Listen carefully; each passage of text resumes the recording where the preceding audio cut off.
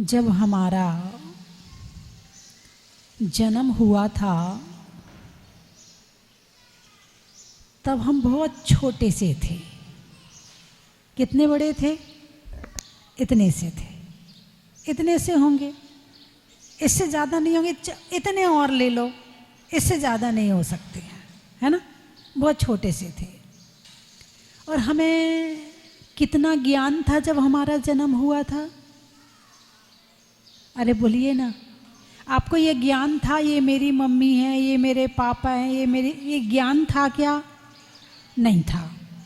जन्म हुआ और पहली बार आँख खोली तो कौन आपके सामने था? क्या आपको याद है? नहीं है याद। आपको 1 साल तक की याद है कि आपको किसने पाला पोसा, किसने बड़ा किया? नहीं है। 2 साल तक की याद है? 2 साल की भी नहीं। 3 साल तक की याद है? कुछ हल्की फुल्की, बाकी नहीं है, है ना। तो हमें ये कैसे पता चला ये मेरी माँ है, ये मेरे पिता है, ये मेरा भाई है, ये पता कैसे चला? अरे बोलिए ना, घर वालों ने बताया क्या? घर वालों ने बताया ये तेरे चाचा हैं, ये तेरी मौसी है, ये तेरी बुआ है, ये तेरी मामी है, ये तेरे मामा है। किसने बताया था? घर वालों ने बताया और हमने मान लिया। यही है ना। ये तेरी माँ, मौसी, बुआ, फूफा, फूफी सब तेरे हैं। किसके हैं? अरे बोलिए ना, किसके हैं? मैं तेरी माँ हूँ, मैं हूँ तेरी। ये तेरे पापा हैं, ये तेरे हैं। ये तेरी बहन है, ये तेरी है। कभी किसी ने ये कहा कि इस दुनिया में कोई भी तेरा नहीं है? किसी ने बताया? अरे बोलिए ना, किसी ने बताया क्या? नहीं बताया। सबने एक ही बात बताई, मैं तेरा हूं, मैं तेरा हूं, मैं तेरा हूं। चलो ठीक है, जिस समय जाओगे इस दुनिया से उस समय कौन तुम्हारे साथ जाएगा? अरे बोलिए ना। सारी जिंदगी तो इसी भ्रम में जीते रहे, ये मेरा है, ये मेरा है, ये मेरा है, ये मेरा है। और अंत में किसी से कहना जरा हमारे साथ चलो। अरे बोलिए ना, कौन साथ जाएगा? कोई भी साथ नहीं जाएगा। तो क्या हम भ्रम में जी रहे थे? भाई जो मेरा है वो मेरे साथ जाएगा और जो मेरा नहीं है वो यहीं छूट जाएगा। बात समझ में आई कि नहीं आई? जो मेरा है वो मेरे साथ जाएगा और जो मेरा नहीं है वो यहीं छूट जाएगा। तो जब जाओगे इस दुनिया में तो क्या साथ लेकर जाओगे? कुछ भी साथ लेकर नहीं जाओगे। तो सारी जिंदगी जो इतनी मेहनत कर रहे हो वो किसके लिए कर रहे हो?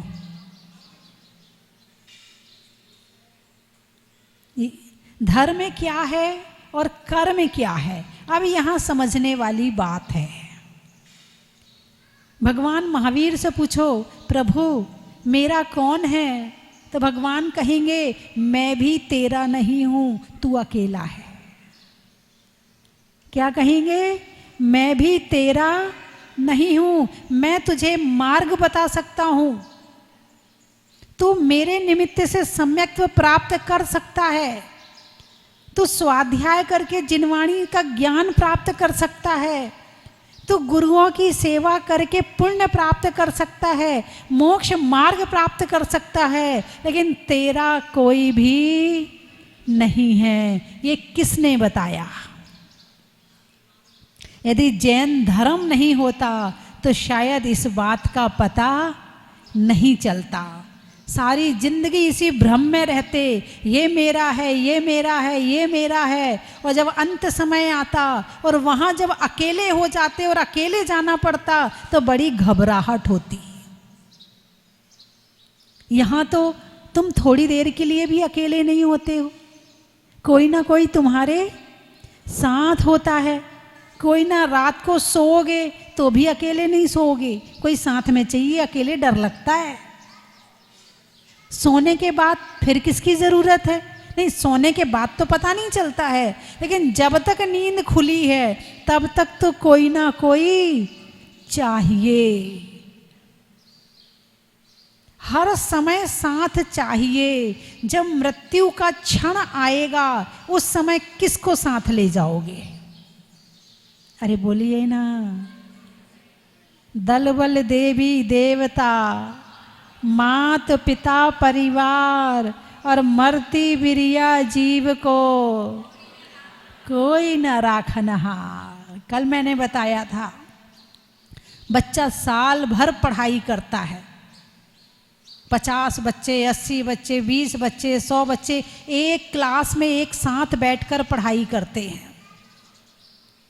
पढ़ाई करने के बाद जब कुछ सवाल नहीं आता है तो एक दूसरे से पूछ भी लेते हैं।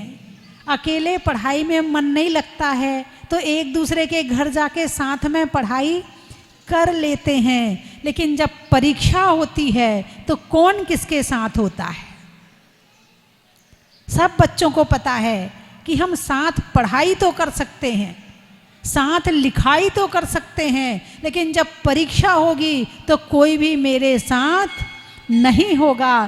ठीक इसी तरह से पूरा जीवन हम सबके साथ जी सकते हैं, लेकिन जब अंतिम घड़ी आएगी, परीक्षा की घड़ी आएगी, मौत की घड़ी आएगी, मृत्यु की घड़ी आएगी, तब हम अकेले ही होंगे, कोई दूसरा हमारे साथ होने वाला नहीं है। वो बच्चा तो सावधान है, उसे तो ज्ञान है इस बात का कि जब मैं जाऊंगा तो अकेला जाना है। वो प्रिपेयर, वो तैयारी इसी हिसाब से करता है कि मुझे परीक्षा अकेले ही देनी है, कोई भी मेरा साथ, बोलिए ना, कोई भी मेरा साथ नहीं निभाएगा। तो क्या आपने मृत्यु की तैयारी करी कि अंत समय कोई मेरा साथ नहीं निभाएगा? सारी जिंदगी मेरा मेरा मेरा मेरा करते रहे और सबको झूठ में और भ्रम में रखे रहे, सब एक दूसरे को भ्रम में रखे रहते हैं और अंत समय आता है फिर घबराहट होती है, अब क्या होगा, अब कौन मेरे साथ जाएगा, अब तो मुझे अकेले जाना पड़ेगा, अब क्या होगा, मैं कैसे जीऊंगा। तो जैन धर्म इस जीवन के साथ साथ मृत्यु की तैयारी भी करवाता है। जैन धर्म यदि जीवन महोत्सव बनाने की बात कहता है तो मृत्यु को भी महोत्सव बनाने की बात कहता है। वो अकेले जीने की बात नहीं करता है, जीना कैसे है ये तो बताता ही है जैन धर्म, लेकिन मरना कैसे है ये भी जैन धर्म बताता है। लेकिन तुम जीना कैसे है ये तो समझ जाते हो, पढ़ भी लेते हो, मरना कैसे है इस बात को भूल जाते हो। और अंत भला, अरे बोलिए ना, अंत भला सब भला, और अंत बिगड़ गया तो अगला जन्म बिगड़ गया। इसीलिए मृत्यु की तैयारी करने के लिए कल भी चर्चा की थी, समाधि पाठ पढ़ते हैं, समाधि भावना पढ़ते हैं, समाधि मरण पढ़ते हैं, भगवती आराधना पढ़ते हैं, मरण कंडिका नामक ग्रंथ पढ़ते हैं। किस लिए पढ़ते हैं? केवल समाधि की तैयारी के लिए पढ़ते हैं। यदि एक बार समाधि कर ली तो तुम्हारे आने वाले सारे भव सुधर जाएंगे, और ये भव बिगाड़ दिया तो आने वाले सारे भव बिगड़ जाएंगे।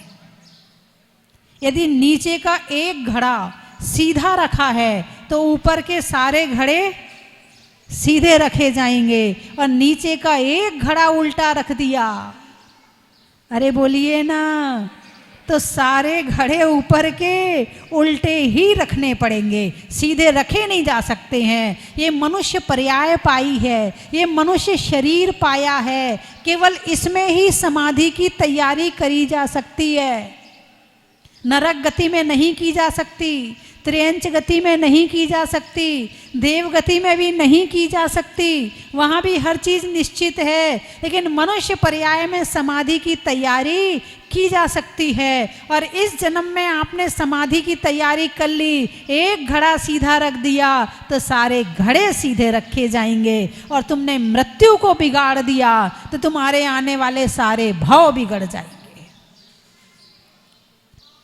बात समझ में आई कि नहीं आई? दल बल देवी देवता मात पिता परिवार और मरती बिरिया जीव को कोई न राखनहार। अशरण हो, कोई शरण नहीं है मेरी। यदि मेरी शरण कोई है तो 4 शरण है। अरिहंत शरणम पवज्झामि, सिद्ध शरणम पवज्झामि, साहु शरणम पवज्झामि, केवली प्रणतम धम्मम शरणम पवज्झामि। इनकी शरण में चले जाओ तो फिर तुम्हें तुम्हारे सारे भाव सुधर जाएंगे। और इनकी शरण में जो चला गया वो अपनी आत्मा के पास पहुंच जाएगा। बात समझ में आई कि नहीं आई? तो समाधि मरण की तैयारी तो बुढ़ापे में करी जाती है। अरे बोलिए ना, जब बुढ़ापा आएगा तो समाधि की तैयारी कर लेंगे। अभी जवानी में तो खेलने खाने के दिन है, मौज मस्ती के दिन है। अरे बोलिए ना, नहीं तो कब करी जाती है समाधि की तैयारी? 8 वर्ष से प्रारंभ हो जाती है। क्यों? बुढ़ापा आएगा ये कोई गारंटी है? अरे बोलिए ना, बुढ़ापा तक तुम पहुंच पाओगे इस बात की गारंटी है क्या? नहीं है। इसलिए हर क्षण समाधि का क्षण होता है और हर क्षण साधना का क्षण होता है। इसीलिए जवानी में भी साधना करनी चाहिए।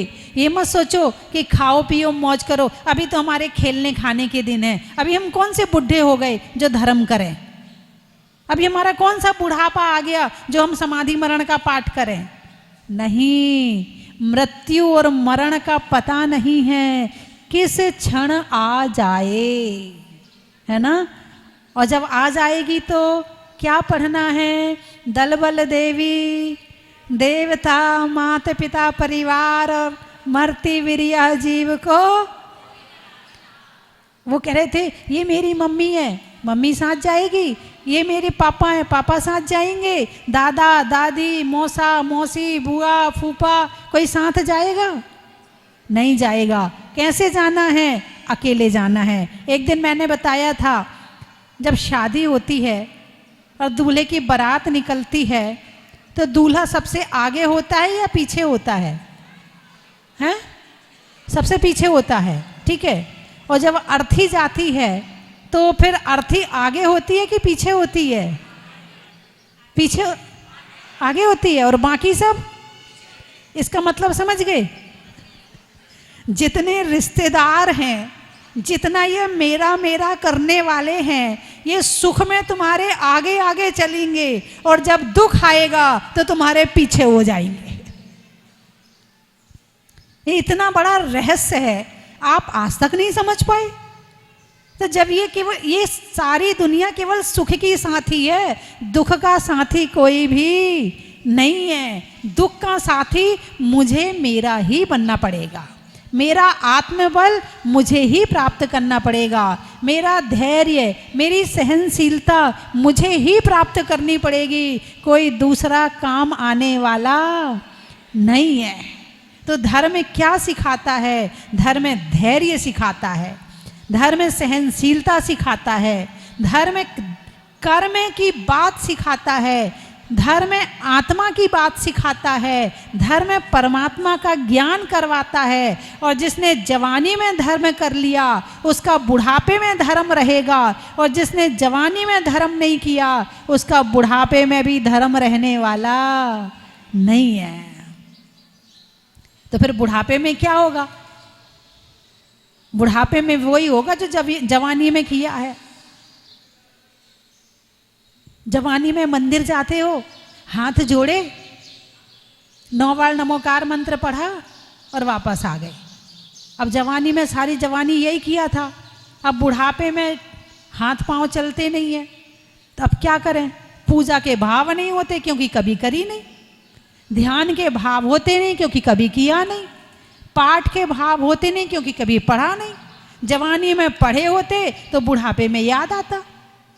तो बचपन की जवानी की तैयारी कब करते हैं? बचपन में। बेटा पढ़ ले, काम आएगा, अच्छी नौकरी लग जाएगी, अच्छा व्यापार कर लेगा, बेटा पढ़ ले। तो जवानी की तैयारी किस में करी? बचपन में। तो बुढ़ापे की तैयारी किस में करनी है? जवानी में। बात समझ में आई कि नहीं आई? बुढ़ापे की तैयारी किस में करनी है? जवानी में। और जिसने खाने खेलने में और केवल इसी में ही खो दिया, उसका बुढ़ापा बिगड़ जाएगा, और जिसका बुढ़ापा बिगड़ गया उसका मरण बिगड़ गया, और जिसका मरण बिगड़ गया उसका पूरा जीवन बिगड़ गया। आपको थोड़ा सा बुरा तो लग रहा होगा, माता जी मरण की बात कर रही हैं, कोई अच्छी सी बात सुनाओ माता जी, ये क्या मरण की बात कर रही हो? दुनिया का सबसे बड़ा सत्य क्या है? सब छोड़कर जाना है। क्या है? जब अंत समय आएगा उसको बुला दे, उसका मुंह दिखा दे, उसके उसमें प्राण अटके, इनके प्राण नहीं निकल रहे, उसको बुला दो जरा जल्दी, को गाड़ी तेज चला के जा, इनके प्राण अटके पड़े हैं, उसको बुला दे, अब जरा हलवा बना के खिला दे, अब जरा पकौड़ी बना के खिला दे।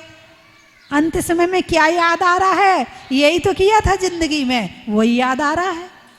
और यदि समाधि मरण पढ़ा होता, अभिषेक पूजा पाठ किए होते हैं, ध्यान किया होता, परमात्मा का नाम लिया होता, तो क्या कहते? जरा समाधि मरण सुना दे, जरा मेरी भावना सुना दे, जरा भक्तांबर सुना दे। जिससे रुचि जिसमें होगी, जिससे लगन लगाओगे, मृत्यु के समय वही याद आएगा। एक व्यक्ति था, उसने जीवन भर खूब कमाई करी और दान नहीं किया। अब अंत समय आया तो वो लकवा लग जाता है, तो वो उसका मुंह बंद हो गया, बोल बंद हो गए उसके। और उसने धन कमाया तो था, और धन कमा के जो पहले के लोग होते थे वो दीवार में गाड़ देते थे या जमीन में गाड़ देते थे, उसमें गाड़ के और दीवार ऊपर से बंद कर देते। अब जैसी तिजोरियां तो होती नहीं थी। अब वो उसका मुंह बंद हो गया। अब बेटे बड़े हो गए थे, अब वो बेटों से कहे, बेटा वहाँ धन रखा, शिखर जी में दे देना, वहाँ दे देना। अच्छा पिताजी आपकी यहाँ फोटो टांग दें? हाँ हाँ टांग देंगे पिताजी, टांग देंगे। अब बेटे समझ रहे हैं कि पिताजी कह रहे कि यहाँ धन रखा है और यहाँ तुम वहाँ वहाँ दान कर देना, और बेटा समझने तैयार, समझ तो रहा है मगर ऊपर से मना कर रहा है, क्योंकि दे दिया तो मुझे क्या मिलेगा? अरे बोलिए ना, अपने हाथ से कर नहीं पाया। और जब भाव बने तब करने की योग्यता खत्म हो गई। क्या? जब भाव होते हैं तो योग्यता नहीं, और जब योग्यता होती है भाव नहीं। अब बुढ़ापे में जब तक अम्मा जी के हाथ पांव चलते हैं तो बहू कहती, अम्मा जी मंदिर से ना जरा जल्दी घर आ जाना, आपके बिना ये मुन्ना संभलता नहीं है। चलो बहू ने कहा, और अम्मा जी ने ना पूजा करी ना पाठ किया, हाथ जोड़े और वापस। वही अम्मा जी जब बहुत बूढ़ी हो जाती है, बहुत बूढ़ी हो जाती है, तब वही बहू कहती है, इस बुढ़िया का मन मंदिर में नहीं लगता कि 2-4 घंटे मंदिर में बैठाई। अरे बोलिए ना, है? अब अम्मा जी अच्छी नहीं लग रही, जब तक हाथ पांव चल रहे थे तब तक अच्छी लग रही थी, काम कर रही थी। अब हाथ पांव नहीं चलते तो कहते मंदिर में। अब तुमने जब हाथ पांव चल रहे थे तब नहीं कहा कि अम्मा जी पूजा कर लो, अम्मा जी वहीं थोड़ी बैठ के ध्यान कर लेना, अम्मा जी जाओ प्रवचन सुनो, तब तो काम करवा रहे थे। जब तक पिताजी के हाथ पांव चलते हैं तो बेटा कहता, पापा जरा दुकान पे जल्दी आ जाना, आपके बिना ग्राहकी नहीं संभलती है। और जब वही पिताजी बहुत बूढ़े हो जाते हैं, बहुत बूढ़े हो जाते हैं और लकड़ी टेक के पहुंच जाते हैं दुकान में, तो वही बेटा कहता है पापा घर में बैठा करो, तुम्हारी शक्ल देख के ग्राहक भी लौट जाता है। जवानी में एक गिलास पानी मांगते हैं तो 3 तरफ से पानी आता है, एक तरफ से पत्नी लाती है, एक तरफ से बच्चे लाते हैं और एक तरफ से नौकर लाता है। और जब बुढ़ापा आता है और हाथ पांव नहीं चलते हैं और एक जगह बैठे रहते हैं और 3 बार पानी मांगो तो एक बार पानी नहीं आता, आवाज आती रुक तो जाओ, ला तो रही है। बात समझ में आई कि नहीं आई?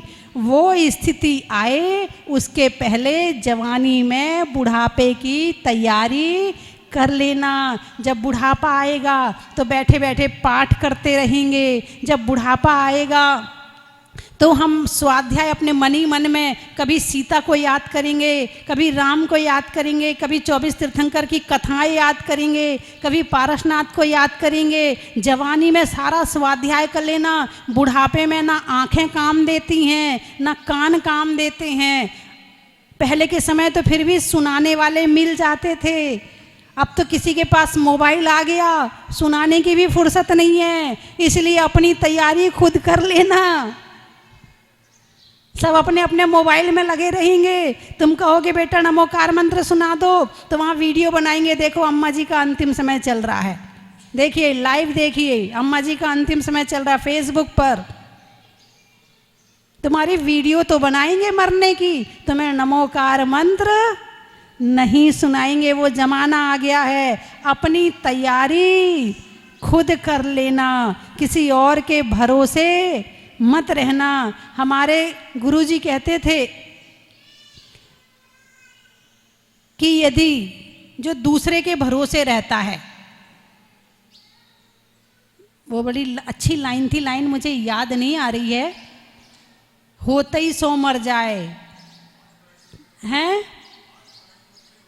हाँ, आस पराई जो करे सो होते ही सो मर जाए, ये लाइन थी। हमेशा कहते थे, बोले आस पराई जो करे सो होते ही सो मर जाए। यदि तुम किसी के भरोसे रहोगे और नहीं होगा तो तुम्हें बड़ा कष्ट होगा।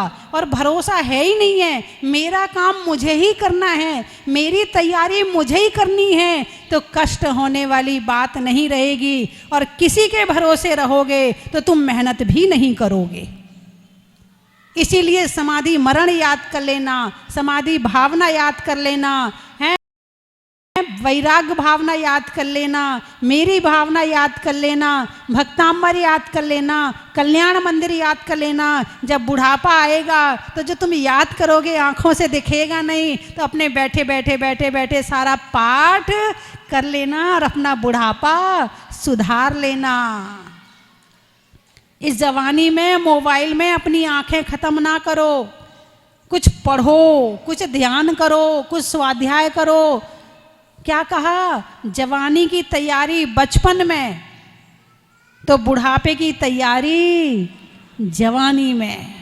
यदि जवानी में एकासन उपवास किए होंगे और बहू थोड़ी देर कर देगी रोटी लाने में तो गुस्सा नहीं आएगा, अरे उपवास भी तो करते थे, हमें तो आदत है भूखे रहने की, अरे कोई बात नहीं, एक थोड़ी देर लेट भी हो गई तो कोई बात नहीं। और यदि तुमने कभी उपवास नहीं किया, कभी एक आसन नहीं किया और बुढ़ापे में 5 मिनट चाय लेट हो जाए, रोटी तो छोड़ो, अब बहू के पास तो 10 काम है, इधर बच्चे को देखना, इधर टिफिन लगाना, इधर झाड़ू लगाना, इधर पोंछा लगाना। तुम्हारे पास तो एक ही काम है कि चाय आनी है और घड़ी पे निगाहें हैं, 3 बज गए अभी तक चाय नहीं आई और तुम्हारा गुस्सा शुरू हो जाएगा। तो इसकी तैयारी भी जवानी में कर लेना कि बाई चांस कभी ऐसी परिस्थितियां आए तो मुझे कैसे रहना है। इससे तुम्हारी समाधि मरण की तैयारी होगी, इससे तुम्हारी कषाएं कम होंगी, इससे जीवन में समता भाव आएगा। और जहाँ समता भाव है वहाँ सुख है, और जहाँ समता है वहाँ समाधि है। क्या? जहाँ शांति है, जहाँ मन शांत है वहीं समाधि है, जहाँ समता है वहीं समाधि है, जहाँ धैर्य है वहीं समाधि है। तो मेरी बात आपकी समझ में? अरे बोलिए ना। तो कौन कौन याद करेगा? याद कौन कौन करेगा? समाधि मरण, समाधि भावना, वैराग्य भावना, भक्तांबर। धीरे धीरे आप कोशिश करो। और एक बात ध्यान रखना, आप लोग ये सोच के बैठ गए हो कि मुझे याद नहीं होता, लेकिन आप याद करने की कोशिश करो। अनुप्रेक्षा, 5 स्वाध्याय के भेदों में एक अनुप्रेक्षा नाम का स्वाध्याय है।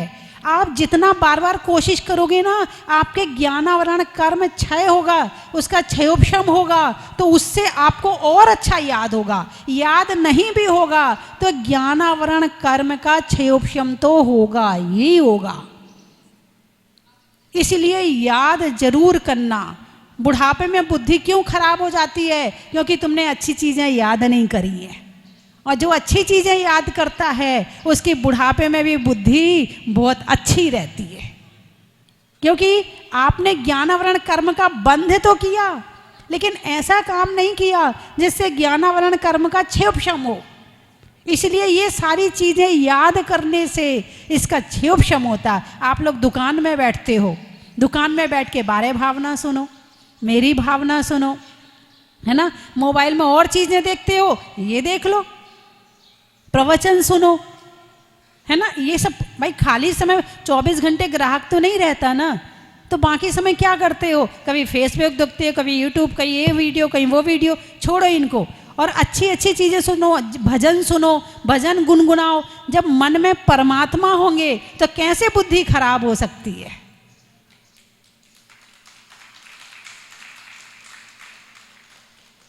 अरे बोलिए ना।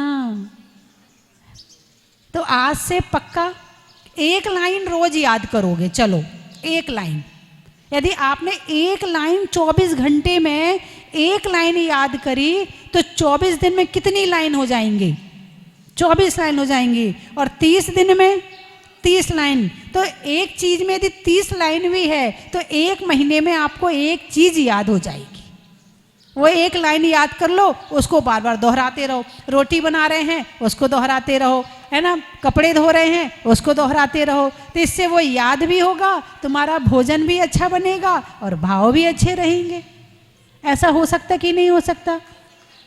कौन कौन 1 लाइन रोज याद करेगा?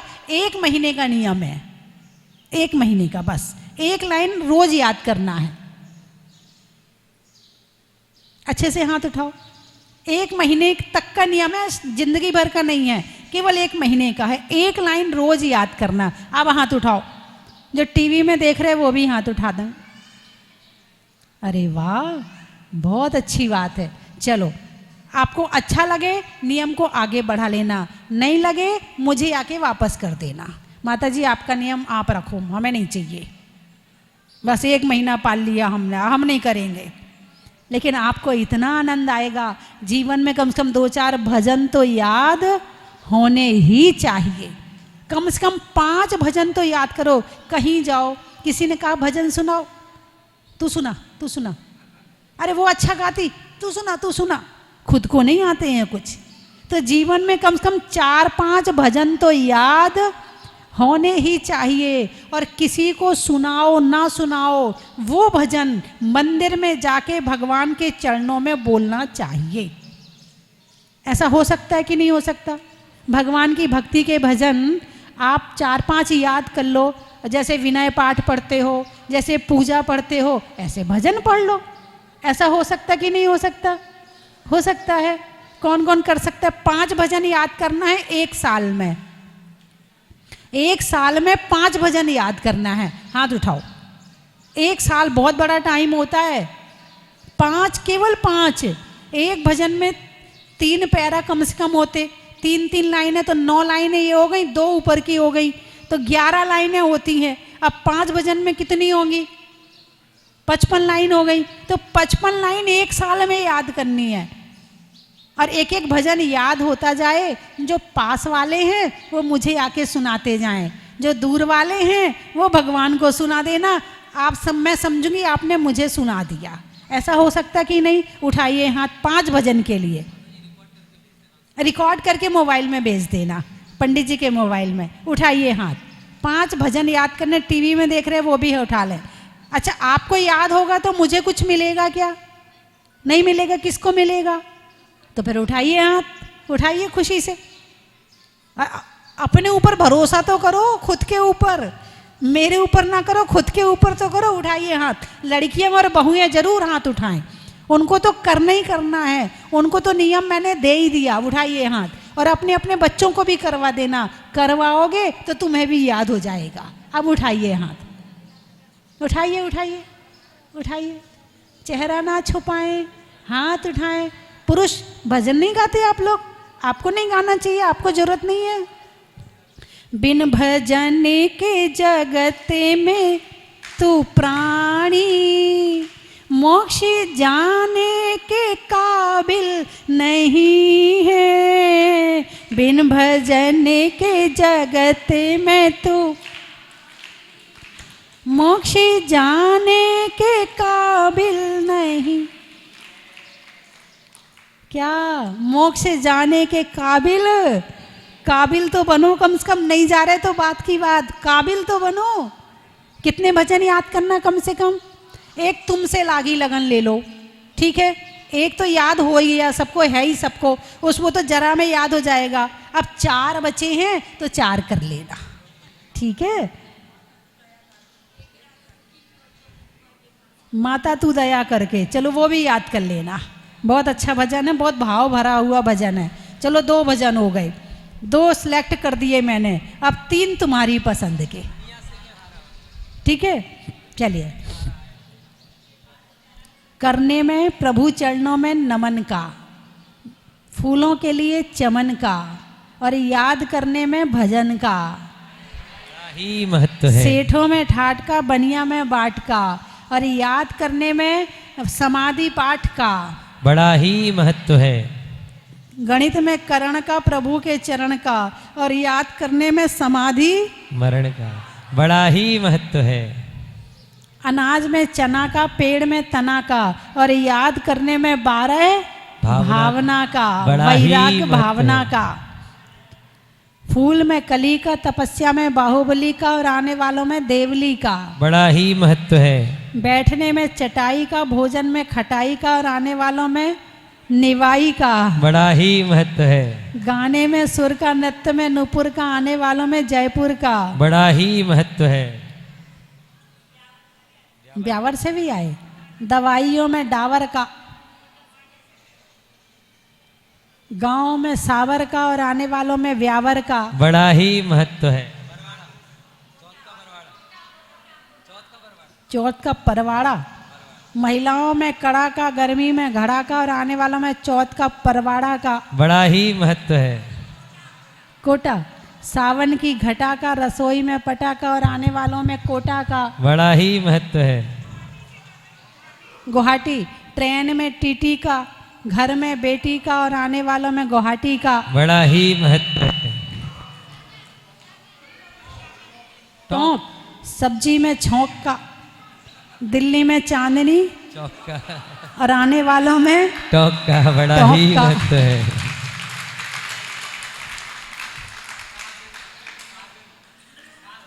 तासगंज, नहीं होने में रंज का, पंजाब में पंज का, और आने वालों में तासगंज का बड़ा ही महत्व है। वृक्षों में बड़का, बड़ की जड़ का, और आने वालों में किशनगढ़ का बड़ा ही महत्व है। पीसागन, सोचने के लिए मन का, आत्मा को रहने के लिए तन का, और आने वालों में पीसागन का बड़ा ही महत्व है। शाहपुरा, रंगों में हरा का, सतियों में अनंग सरा का, और आने वालों में शाहपुरा का बड़ा ही महत्व है। जीवन में जरा का, जीवन में जरा का, रंगों में हरा का, और आने वालों में आगरा का बड़ा ही महत्व है। जंगल में शेर का, फलों में बेर का, आने वालों में सुसनेर का बड़ा ही महत्व है।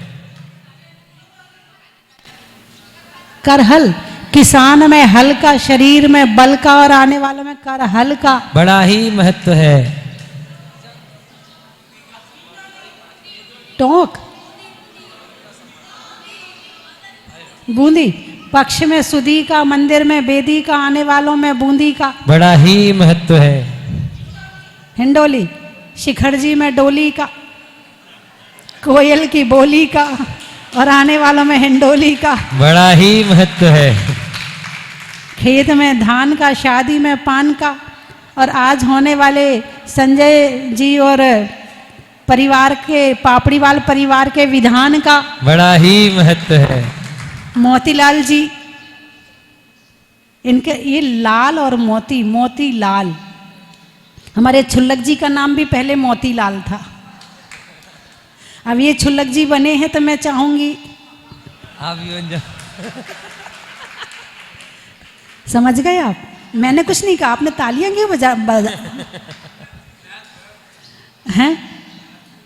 चावल में चुनने का, बुनाई में बुनने का, और मोतीलाल जी के छुल्लक बनने का। बड़ा ही महत्व है। बोलिए 24 भगवान की। परम पूज्य भारत गौरव गणियारी का 5 मिनट सब लोग बैठे रहेंगे।